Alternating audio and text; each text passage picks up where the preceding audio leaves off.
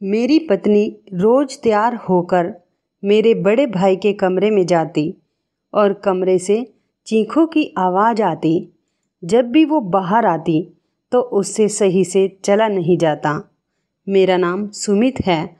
मैं अमेरिका में काम किया करता था, लेकिन मेरा असली घर इलाहाबाद में था।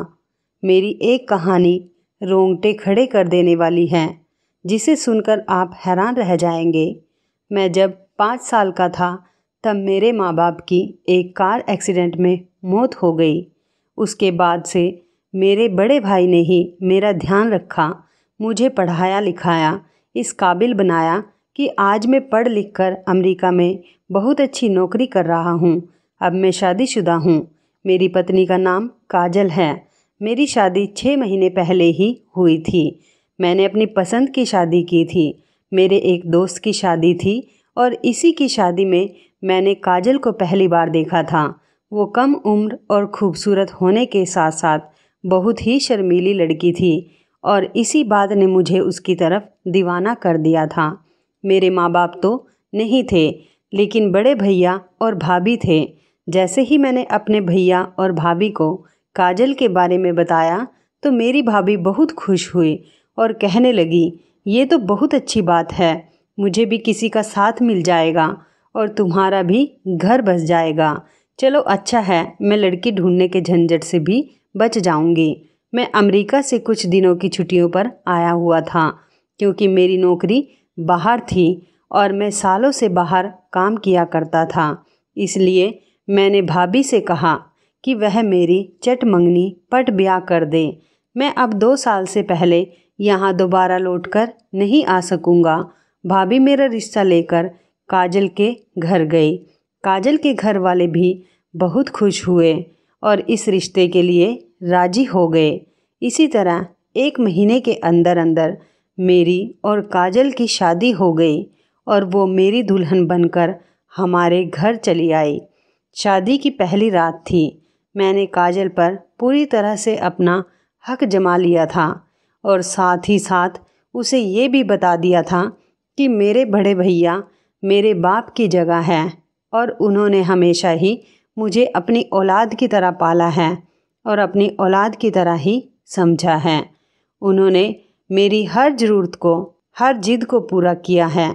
इसलिए वो हमेशा मेरे बड़े भैया की हर बात को सर आँखों पर रखेगी और उन्हें कभी किसी शिकायत का मौका नहीं देगी। शादी के 1 महीने बाद मेरी छुट्टी ख़त्म हुई तो मैं टूटे दिल के साथ उसे छोड़कर अमेरिका चला गया। अपनी प्यारी पत्नी को छोड़कर अकेला ज़िंदगी गुजारने के बारे में सोचना भी एक मुश्किल एहसास सा लगता था और मुझे ये वक्त गुजारना था। मुझे 2 साल की जुदाई को हर सूरत में बर्दाश्त करना ही था। मुझे अमेरिका आए हुए 1 महीना ही गुजरा था।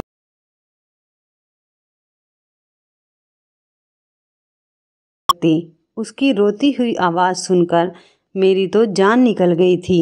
मैंने फ़ौरन पूछा, काजल बताओ क्या हुआ है, ऐसे क्यों रो रही हो? वो धीमे लहजे में कहने लगी, आप घर वापस आ जाएं, आपके बगैर मेरा गुजारा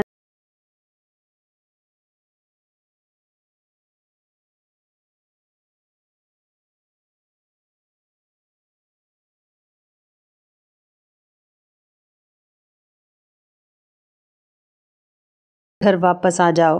मुझे लगा शायद उसे मेरी याद सता रही है और इसलिए ऐसी बातें कर रही है।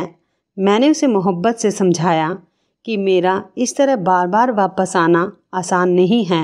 मेरी नौकरी पर फ़र्क पड़ सकता है और वो मुझसे दोबारा इस तरह की बात ना करे, क्योंकि मेरे लिए भी इस तरह से उससे दूर रहकर वक्त काटना मुश्किल हो जाता है।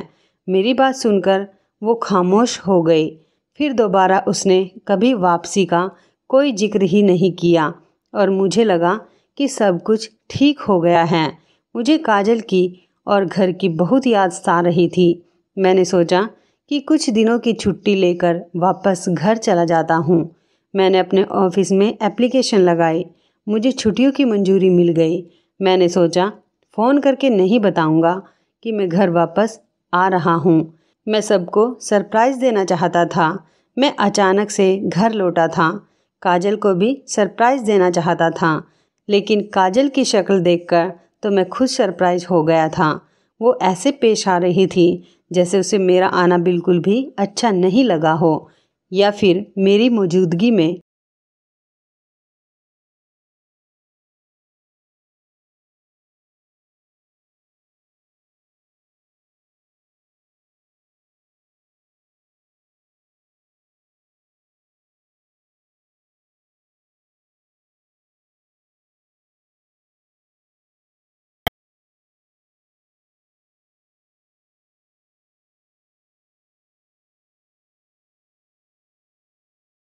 करीब सवालों पर मैं बहुत हैरान हुआ था और भैया से कहा कि मेरी तबीयत कुछ ठीक नहीं थी। मुझे घर की बहुत याद आ रही थी, इसलिए मैं कुछ दिनों के लिए लौट आया हूँ। मैंने देखा कि मेरी भाभी घर में मौजूद नहीं थी। काजल ने मुझे बताया कि भाभी की तबीयत ठीक नहीं है, वो अपने मायके गई हुई है। ये सुनकर मैं काफ़ी परेशान हो गया था। मुझे भाभी से बहुत प्यार था। मैंने उनसे मिलने की बात की तो भैया ने मुझे रोक दिया और कहने लगे, वो तुम्हें देखेगी तो यहाँ आने की जिद करेगी। उसकी तबीयत बहुत ख़राब है, उसे कुछ दिन आराम करने दो। कुछ दिन बाद मैं उसे खुद वापस ले आऊँगा। भैया की बात सुनकर मैं रुक गया। काजल हर वक्त घर के कामों में ही बिजी रहती थी और जब रात को कमरे में आई तो उसके अंदाज वैसे नहीं थे जैसा कि मैं उम्मीद कर रहा था। काफ़ी दिनों बाद मैं लौटकर उसके पास आया था और वो बिल्कुल नॉर्मल सी पेश आ रही थी। ना ही उसके अंदर जज्बात की कोई तड़फ थी और ना ही मिलन की तमन्ना। वो मेरे बराबर में आकर आंखें बंद करके लेट गई, जैसे सोना चाहती हो। शायद वो किसी बात पर मुझसे नाराज़ हो और इसीलिए मैंने उसे मनाने के लिए उसकी तरफ अपना हाथ बढ़ाया, लेकिन उसने तो बहुत आसानी से मेरा हाथ झटक दिया और कहने लगी कि मैं बहुत थक गई हूँ, प्लीज़ मुझे सोने दीजिए। ये कहकर उसने कमरे की लाइट भी बुझा दी। मेरे सारे अरमान मिट्टी में मिल गए। मैं खामोश रह गया। जिस औरत के लिए मैं अपनी नौकरी दांव पर लगाकर वापस आया था, उसे तो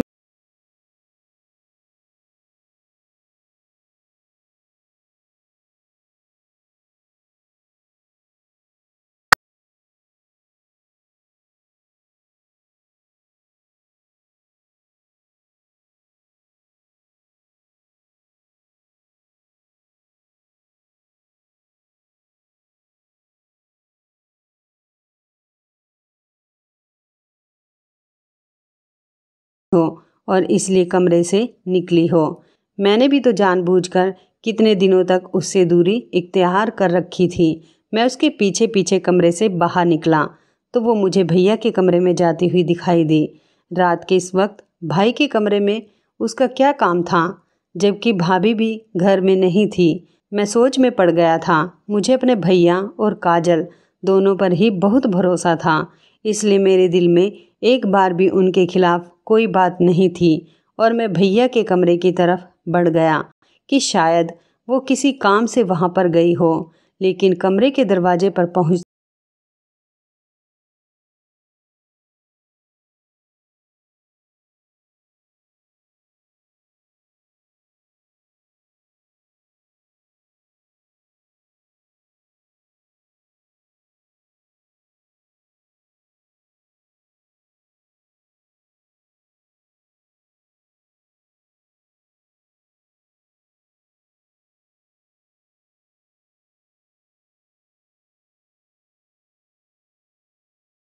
सब्र से काम लिया था और सोचा था कि मैं काजल के मुंह से सब कुछ जानकर रहूँगा कि आखिर उसने मुझे छोड़कर आधी रात को मेरे भैया के कमरे में जाना क्यों ज़रूरी समझा।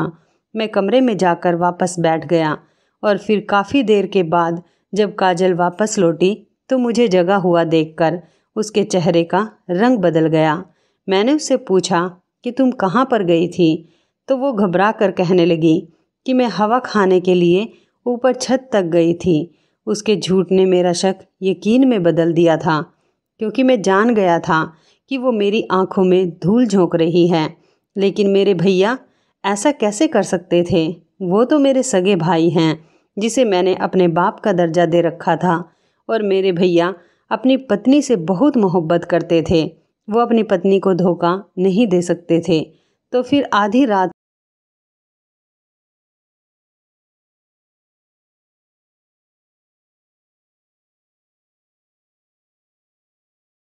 मायके में रहते हुए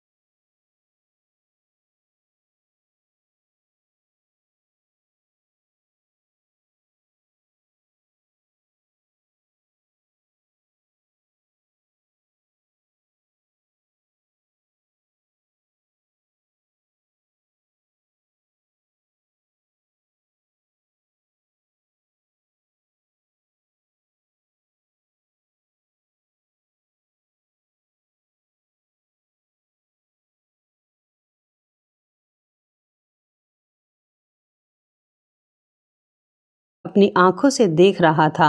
मैं उसकी नज़र में एक सोता हुआ इंसान था, लेकिन हकीकत में तो मैं जाग रहा था।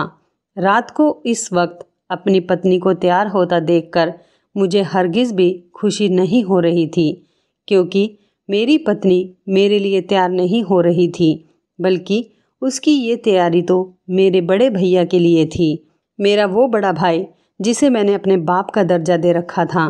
मेरी पत्नी आधी रात को उनके कमरे में चली जाया करती थी और मैं यह बात अच्छी तरह से जानता था कि वहाँ क्या होता है। हमेशा की तरह इस रात भी मेरा दिल चाह रहा था कि मैं उठकर अपनी पत्नी का हाथ पकड़ लूँ और उसे अपने बड़े भैया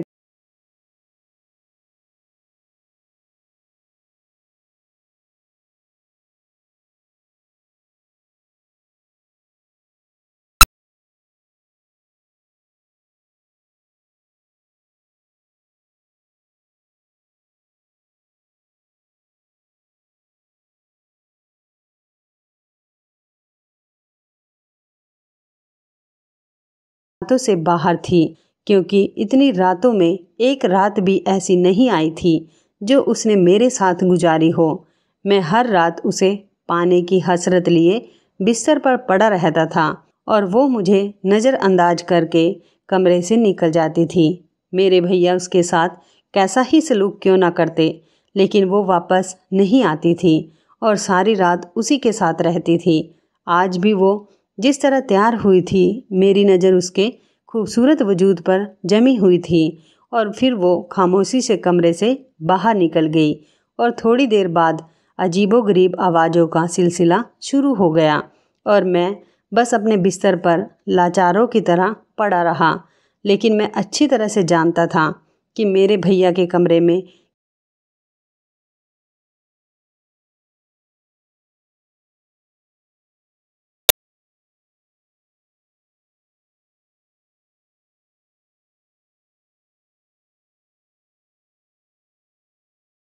हमेशा के लिए अपनी पत्नी को खो देता और मैं काजल को हरगिज़ नहीं खोना चाहता था। मैं उससे दीवानों जैसी मोहब्बत करता था और इसी के लिए तो मैं अपनी अमेरिका की इतनी बेहतरीन नौकरी छोड़कर वापस लौट आया था। लेकिन मुझे क्या खबर थी कि मेरे पीछे यहाँ क्या हो चुका था। ये राज जब मुझ पर खुला, जब मैं अपनी पत्नी की मोहब्बत में सब कुछ छोड़कर वापस आ गया और यहाँ आने के बाद मुझे पता चला कि मेरी पत्नी तो मेरे बड़े भैया की गुलाम बन चुकी है। मेरी तो दुनिया ही लूट गई थी। शुरू शुरू में तो मुझे इस बात पर यकीन नहीं आता था कि मेरी पत्नी हर रात मुझे छोड़कर मेरे भैया के कमरे में चली जाती है, लेकिन आहिस्ता आहिस्ता मुझे पता चला कि वहाँ सारी रात उन दोनों के बीच क्या होता है। एक पति होने के नाते मेरी बर्दाश्त से बाहर था, लेकिन फिर भी मैं सब कुछ बर्दाश्त करने पर मजबूर था। मेरी पत्नी को कमरे से गए आधा घंटा भी नहीं हुआ था और मेरे बड़े भैया के कमरे से आवाज़ आने लगी। अपनी बीवी की ऐसी आवाज़ सुनकर मेरी आंखों में आंसू आने लगे थे कि मैं अपनी पत्नी के साथ ही समझौता देख रहा था, लेकिन कुछ कर नहीं पा रहा था। मैंने सब्र का घूंट पी लिया था। शायद यही मेरा मुकद्दर था और यही मेरा नसीब। सुबह के वक्त जब काजल अपने कमरे में बुरी हालत में और लड़खड़ाती हुई वापस आती थी, मुझे तो पता होता था कि वो किस हाल में वापस लौटती है, लेकिन उसके बावजूद मैं अंधा, बहरा और गूंगा बना बिस्तर पर पड़ा हुआ था और फिर वो खामोशी से मेरे पास लेट गई, जैसे रात कमरे से बाहर ही नहीं निकली हो और मैं भी अपनी जगह अनजान बन गया था, ताकि हमारे रिश्तों को बचा सकूं, क्योंकि इस रिश्ते को ख़त्म करना मेरे बस में नहीं था। फ़िलहाल मेरे पास नौकरी भी नहीं थी, क्योंकि अब तो मैं सब कुछ छोड़कर अमेरिका से वापस लौट आया था। इसलिए आधे दिन बाद बिस्तर से निकला। काजल मुझसे पहले उठकर घर के कामों में बिजी हो गई थी और ना वो मुझसे नज़र मिलाती थी और ना ही वो किसी तरह की बात मुझसे किया करती थी और ना ही मैं। पता नहीं ये कैसा अजीब सिलसिला था जो हम दोनों के बीच पिछले कई दिनों से चल रहा था। मैं खुद को और काजल को इस दलदल से निकालना चाहता था, क्योंकि अब इस तरह की ज़िंदगी गुजारना मेरे लिए नामुमकिन हो चुका था। मैं सच्चाई का पता लगाना चाहता था। मैं सब कुछ जानना चाहता था कि मेरे पीछे यहाँ क्या क्या हुआ है। लेकिन उससे पहले मुझे अपनी पत्नी को अपने भैया के कमरे में जाने से रोकना था और इसलिए अगली रात मैंने सोने के बजाय जागने का फ़ैसला किया। रात के 2 बज रहे थे और मैं टीवी खोलकर बैठा हुआ था। काजल किसी बिन पानी की मछली की तरह बेचैन यहाँ से वहाँ तड़प रही थी और जब कुछ वक्त और गुजरा तो वो गुस्से में आ गई और कहने लगी कि कब तक जागोगे आप, बहुत रात हो गई है, टीवी बंद करो और लाइट भी, और सो जाओ। तो मैंने कोई जवाब नहीं दिया, तो उसने आगे बढ़कर खुद ही टीवी और लाइट बंद कर दी। मजबूरन वह आंखें बंद करके बिस्तर पर लेट गई। मैं भी बराबर खामोशी से लेट गया। जब कुछ वक्त बाद उसे लगा कि मैं सो गया हूँ तो वो पिछली रात की तरह फिर से तैयार होकर कमरे से बाहर निकल गई और मेरे दिल में आग जल उठी। उसके जाते ही मैं भी कमरे से बाहर निकला और देखा तो वो भैया के कमरे में दाखिल हो गई थी और दरवाज़ा अंदर से बंद कर लिया था। मैं फ़ौरन स्टूल पर खड़ा हुआ और रोशनदान के करीब चढ़ा और झांक कर अंदर देखा तो अंदर का नज़ारा देखकर तो मेरे होश ही उड़ गए। मेरी पत्नी मेरे भैया के करीब खड़ी थी और मेरे भैया के हाथ में एक जलती हुई मोमबत्ती थी, जिसे भैया ने काजल की हथेली पर रख दिया था और काजल बिल्कुल इस तरह खामोश पड़ी थी जैसे बेजान मूरत हो। इसके बाद जो कुछ हुआ वो देखकर मेरे रोंगटे खड़े हो गए। काजल तो वही सब कुछ कर रही थी जो भैया उसे करवाना चाहते थे। काजल की हालत ऐसी थी कि अगर भैया उसे छत पर उल्टा लटकने को कहते तो शायद वो उससे भी इनकार नहीं करती। लेकिन ये सब क्या था और क्या हो रहा था मैं नहीं जानता था। इस रात मैं चुपचाप ऐसे ही वापस लौटकर अपने कमरे में जाकर लेट गया और अगली रात मैंने फिर से काजल को किसी तरह भैया के पास उनके कमरे में जाने नहीं दिया था। जैसे ही वो उठकर तैयार होने लगी, मैं फ़ौरन से बिस्तर से उठा और उसका हाथ पकड़कर उसे बैठाया और कहा कि आज की रात तुम कमरे से बाहर नहीं जाओगी। मेरा लहजा और मेरा अंदाज़ा देखकर वो खामोश हो गई। फिर कुछ देर बाद बिस्तर पर बुरी तरह से तड़पने लगी। उसकी हालत बिल्कुल ख़राब हो गई थी। फिर मेरे बाजू में झूल गई थी। ऐसा लग रहा था जैसे वो कुछ पल की मेहमान हो। मैं बुरी तरह से घबरा गया कि ज़ोर ज़ोर से चीखने लगा। मेरी आवाज़ मेरे भैया सुनकर कमरे से निकलकर मेरे पास चले आए और काजल की ऐसी हालत देखकर मुझसे कहने लगे कि इसे मेरे कमरे में जाकर लिटा दो। भैया की आवाज़ सुनकर मैंने गुस्से में कहा कि काजल की हालत इतनी ख़राब है, आपके कमरे में क्यों लेकर जाऊं? मुझे उसको हॉस्पिटल लेकर जाना है। भैया कहने लगे, इसका इलाज मेरे कमरे में है, ना कि हॉस्पिटल में। जो मैं कह रहा हूँ वही करो। उनका लहजा इतना सख्त था कि मैं काजल को उनके कमरे में ले गया और उनके बिस्तर पर लेटा दिया। पहले मुझे कमरे से उन्होंने बाहर निकलने का हुक्म दिया और खुद ना जाने उसके साथ कमरे में बंद होकर क्या क्या करने लगे। लेकिन कुछ देर बाद जब काजल उनके कमरे से निकली तो वो पहले की तरह बिल्कुल ठीक थी। उसे ठीक ठाक देखकर मैं भी बहुत हैरान था और खुश भी था। लेकिन ये बात मेरी समझ से बाहर थी। आखिर भैया ने उसके साथ ऐसा क्या किया है? जो कुछ मैंने पिछली रातों में अपनी आंखों से देखा था वो सभी बातें यकीन करने वाली तो नहीं थी, और जो आज हुआ था उसने तो मेरे होश ही उड़ा दिए थे। मैं बहुत ही ज़्यादा डर गया था, क्योंकि काजल को तकलीफ़ में देखना मेरे लिए बहुत मुश्किल था और फिर हर गुजरती रात के साथ मुझे एहसास हुआ कि मैं जिस रात काजल को भैया के कमरे में जाने से रोकता था उसकी हालत ऐसे ही बिगड़ जाती थी।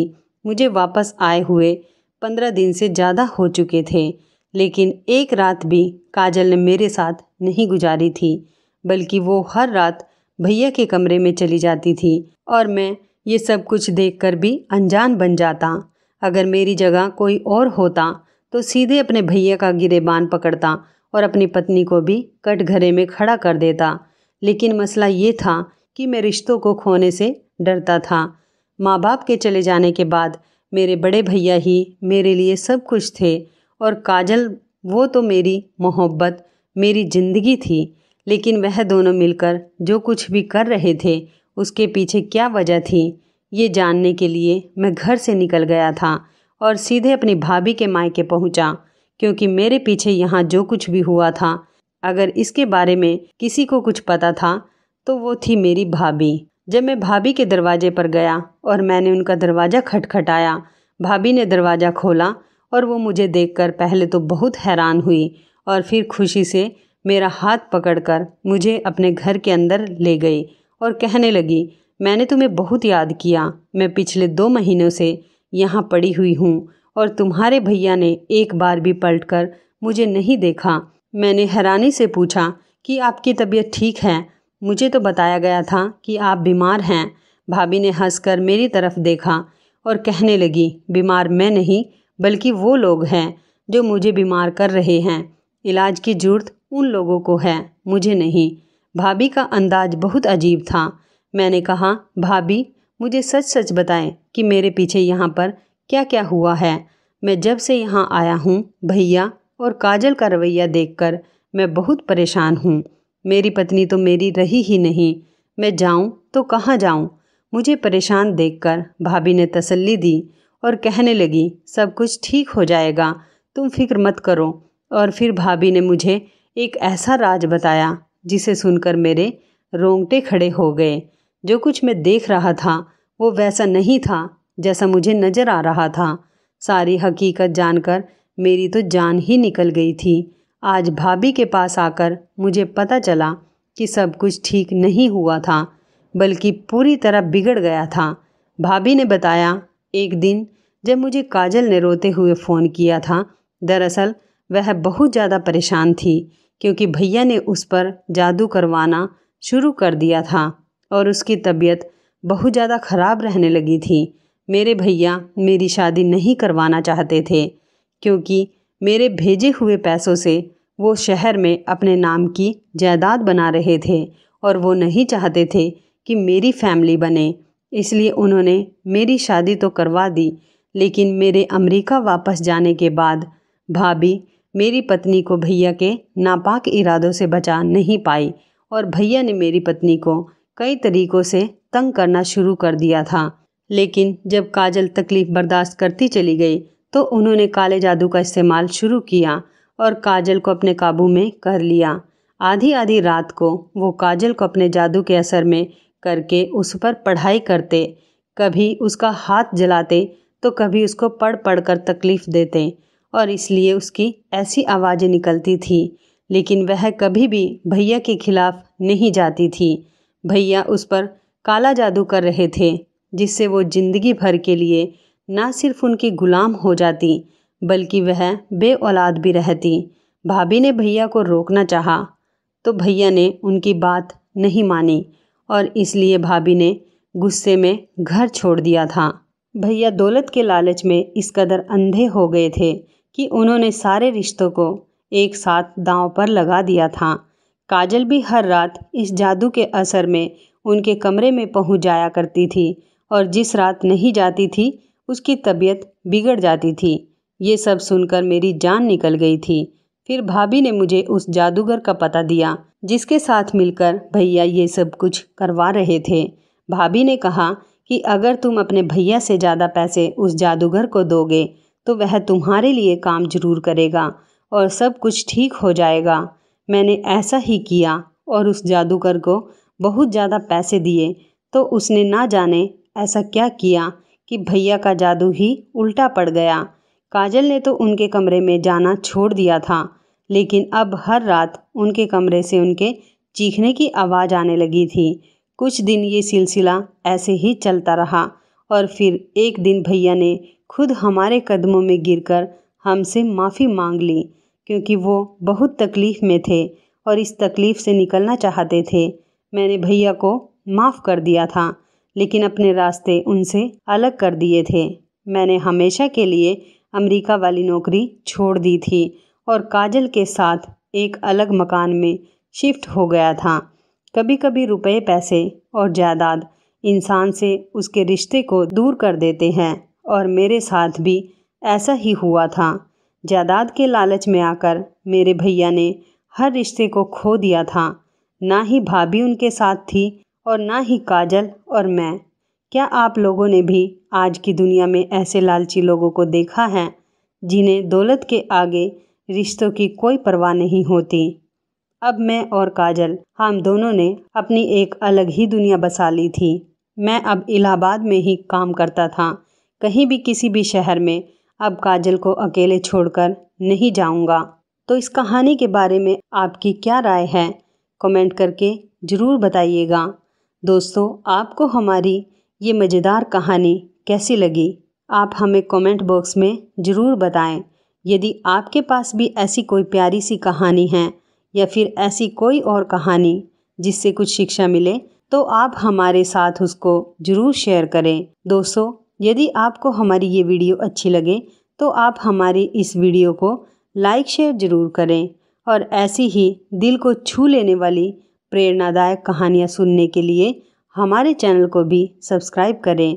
और यदि आप हमें फेसबुक पर देख रहे हैं तो आप हमारे फेसबुक पेज को लाइक और फॉलो ज़रूर करें। तो दोस्तों, फिर मिलते हैं ऐसी ही ज़बरदस्त कहानी या टिप्स के साथ नई वीडियो में। तब तक के लिए आप सभी का धन्यवाद। आप सभी अपना ख्याल रखना। आपका दिन शुभ व मंगलमय हो।